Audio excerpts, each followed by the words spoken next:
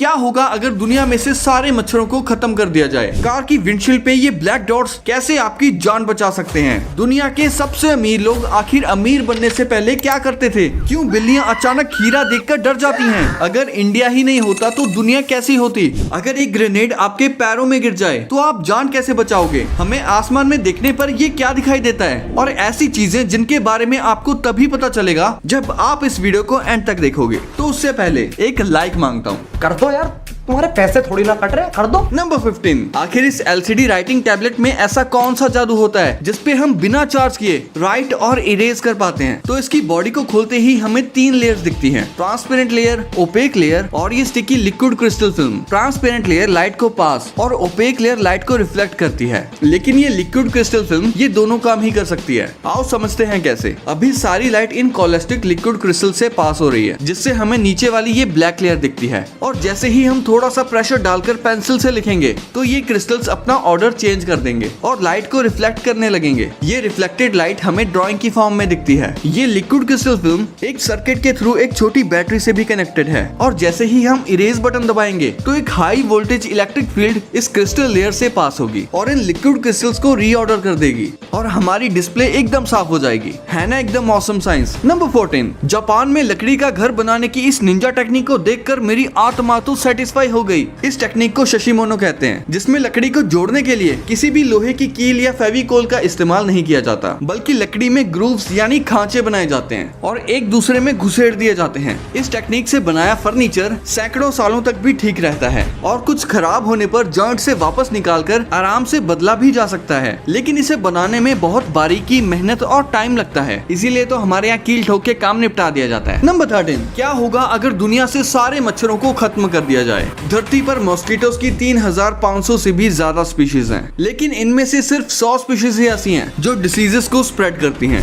लेकिन ये 100 स्पीशीज के मच्छर ही इतने खतरनाक हैं कि इनके काटने से ही दुनिया भर में हिस्ट्री में इतने लोग मारे गए हैं जितने ग्लोबल वॉर से भी नहीं मारे गए। तो ऑब्वियस सी बात है, आपको लगेगा कि सारे मच्छरों को पूरे तरीके से खत्म कर देना एक मस्त आइडिया होगा, लेकिन ऐसा नहीं है। मच्छर भी हमारे इकोलॉजिकल सिस्टम का एक अहम हिस्सा है। कई सारे चमगादड़, चिड़िया, मेंढक, ड्रैगन फ्लाइज मच्छरों को खाते हैं। अगर सारे मच्छर मर गए तो हो सकता है इन्हें कोई और सोर्स मिल जाएगा अपने खाने का, लेकिन मच्छर हजारों प्लांट स्पीशीज को भी पॉलिनेट करते हैं। तो मच्छरों को खत्म करने का मतलब है कि काफी प्लांट्स जो उन पर डिपेंड करते थे पॉलिनेशन के लिए, वो भी मर जाएंगे। कई सारे जानवरों को बहुत मुश्किल होगी खाना मिलने में और शायद उनकी पॉपुलेशन पर भी असर पड़े। और अगर आपने फूड वेब के बारे में पढ़ा होगा तो आप जानते ही होंगे कि इकोसिस्टम कितना ज्यादा इंटरकनेक्टेड होता है। तो ये हम नहीं जानते कि एक जानवर को वहां से एलिमिनेट करने के बाद आगे चलकर उसके क्या कॉन्सिक्वेंसेस होंगे। तो इसीलिए बेहतर यही है कि नेचुरल स्पेसेस में यानी कि जंगलों में मच्छरों को सरवाइव करने दिया जाए। और अगर आप मच्छरों से परेशान हैं तो आप आइसलैंड जा सकते हो या अंटार्कटिका, जहां कोई मच्छर नहीं पाया जाता। नंबर 12। कभी सोचा है कि खीरा देखते ही बिल्लियां उछल क्यों जाती हैं? और ऐसा हर बिल्ली के साथ होता है। तो क्या सच में शेर से पंगा लेने वाली बिल्लियां एक मामूली से खीरे से डरती हैं? वेल, इन्हें डर खीरे से नहीं बल्कि सांप से लगता है, क्योंकि एक थ्योरी के अकॉर्डिंग बिल्ली पहली नजर में खीरे को जहरीला सांप समझ बैठती है, और जब कोई चुपके से बिल्ली के पीछे खीरा रखता है तो पहले तो इन्हें बहुत डर लगता है, लेकिन फिर बाद में लंबे मोटे खीरे को देखकर मुंह में पानी आ ही जाता है। नंबर 11। दुनिया के सबसे अमीर लोग आखिर अमीर बनने से पहले क्या करते थे? सबसे पहले हैं मुकेश अंबानी। ओ सॉरी, वो तो पैदा ही अमीर हुए थे, लेकिन इनके पापा श्री धीरू भाई अंबानी जी एक बहुत ही गरीब परिवार में पैदा हुए थे और इनका पहला बिजनेस ही एक स्कैम था। 1928 में धीरू भाई अंबानी येमेन के एक पेट्रोल पंप में काम करते थे। उस समय येमेन में चांदी के सिक्कों का यूज किया जाता था, और ये बात जैसे ही धीरू भाई अंबानी को पता चली, उन्होंने इन चांदी के सिक्कों को गलाकर बेचना शुरू कर दिया और बहुत ज्यादा प्रॉफिट कमाया, जिससे कि मार्केट में इन सिक्कों की शॉर्टेज होने लगी। इससे पहले कि गवर्नमेंट इन्हें पकड़ती, ये 1958 में इंडिया आकर अपने नए बिजनेस में लग गए। नेक्स्ट इलॉन मस्क, जो कि अभी के समय दुनिया के सबसे अमीर आदमी हैं, और पहले जॉब के रूप में इन्होंने सिर्फ 13 साल की उम्र में एक गेम को डेवलप करके उसको $500 में बेचा था। ये उनकी पहली कमाई थी।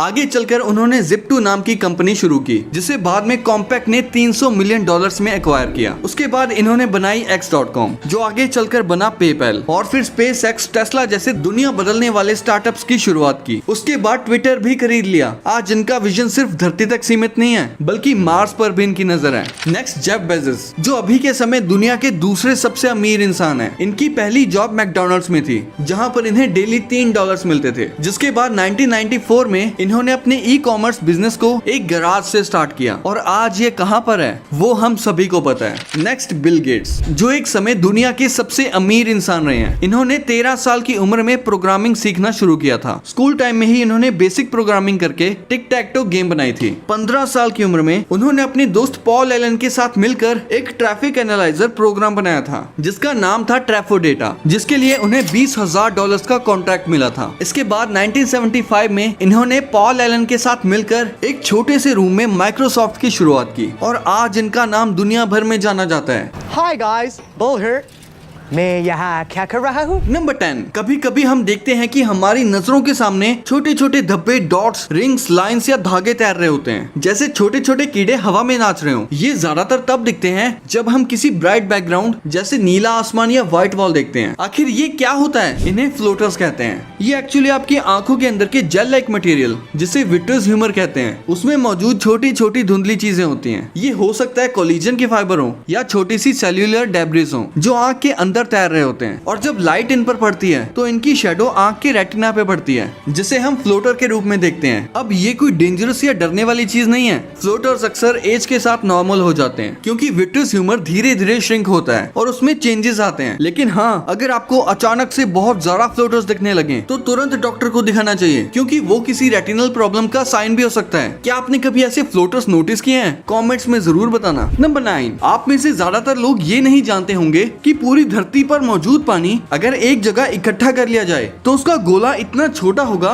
कि ये हमारी पूरी पृथ्वी के वॉल्यूम का सिर्फ 0.2% के बराबर होगा। तो फिर हमें ये क्यों पढ़ाया जाता है कि पृथ्वी पर 71% पानी है? दरअसल ये 71% अर्थ के सरफेस एरिया की बात है, यानी धरती की सतह का 71% हिस्सा पानी से ढका है जिसमें ज्यादातर समुद्र है। लेकिन जब बात आती है पानी के वॉल्यूम की तो ये बहुत छोटा है। इसमें भी 97.5% पानी सॉल्टी होता है जो समुद्र में है। बाकी बचे 2.5% फ्रेश वाटर में से 70% पानी ग्लेशियर्स और आइस कैप्स में जमा है। 30% पानी जमीन के नीचे यानी कि ग्राउंड वाटर है। सिर्फ 1 से 2% फ्रेश वाटर ही झीलों, नदियों और छोटे छोटे रेजर्वॉयर यानी जलाशयों में है जिसे हम ज्यादातर इस्तेमाल करते हैं। यानी पूरे पानी का 0.025 से लेकर 0.05% ही ऐसा है जो हमें पीने, खेती या रोजमर्रा के काम के लिए मिलता है। इससे आप समझ सकते हैं कि पानी कितना कीमती है। उम्मीद है कि आप पानी की अहमियत को गहराई से समझ पाए होंगे। नंबर 8, जब आप दो बुक्स के पेजेस को एक के बाद एक इंटरलीव करते हैं, एक पेज इस बुक का, एक पेज उस बुक का, और फिर उन्हें जोड़कर उन्हें खींचकर अलग करने की कोशिश करते हैं, तो आप चाह कर भी उन्हें अलग नहीं कर पाओगे। फिर चाहे आप कार यूज कर लो या टैंक, इन्हें अलग कर पाना इम्पॉसिबल हो जाता है। एक्चुअली ऐसा इसलिए होता है क्योंकि जब पेजेस इंटरलीव या इंटरलॉक होते हैं और आप उन्हें खींचते हैं तो हर पेज के बीच फ्रिक्शन फोर्स लगती है, और जितने ज्यादा पेजेस उतना ज्यादा टोटल फ्रिक्शन। हर पेज के कॉन्टेक्ट सरफेस पर टेंशन फोर्स लगती है जो पेजेस को और टाइटली जोड़ देता है, यानी आप जितना खींचोगे वो उतना टाइट होते जाएंगे। ये स्मॉल स्मॉल फोर्सेस मिलके एक मैसिव ग्रिप बनाते हैं, इसीलिए बुक्स को अलग करना लगभग नामुमकिन हो जाता है। ये एक सिंपल एग्जांपल है फ्रिक्शन और फोर्स मल्टीप्लिकेशन का, जो दिखने में सिंपल लगता है लेकिन साइंस से भरा हुआ है। नंबर 7, एक दिन अमूल ने सोचा कि बटर और दूध तो हम वैसे ही बेस्ट बेच लेते हैं, तो अब क्यों ना बटर बिस्किट्स भी बेच डालें। लेकिन प्रॉब्लम ये थी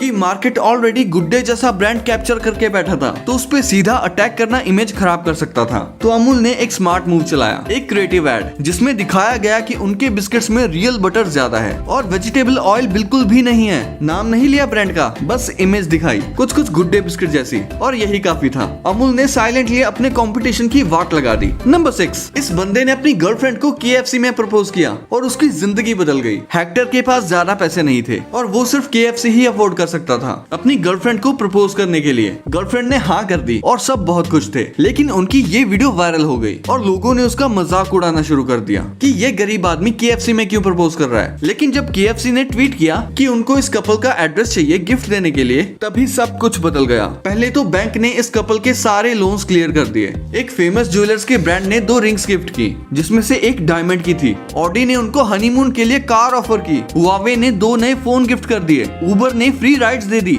मशहूर शेफ ने शादी में खाने की जिम्मेदारी ले ली और मैकडॉनल्ड्स ने केप टाउन में हनीमून पैकेज बुक करवा दिया। हेक्टर की गर्लफ्रेंड ने कहा कि उसने एक छोटा सा शादी का फंक्शन सोचा था, लेकिन ये सब तो एक सपने जैसा है। नंबर 5, आपने ये गाना तो सुना ही होगा। उसमें दही दही नहीं है। 1889 में सिंध के साखर में ब्रिटिशर्स ने रेलवे का एक ब्रिज बनाया, पर कोई भी ड्राइवर उस खतरनाक पुल से ट्रेन ले जाने को तैयार नहीं था। तब एक कैदी जमालो शीदी, जिसे मौत की सजा सुनाई जा चुकी थी, ब्रिटिशर्स ने उसे ट्रेन चलाने की ट्रेनिंग दी और कहा कि अगर वो ट्रेन लेकर पुल के उस पार चला गया तो वो आजाद है। 2 महीने बाद जब जमालो ट्रेन चलाकर पुल के उस पार चला गया तो उसके परिवार वालों ने और सिंध के लोगों ने जश्न मनाते हुए गाया था।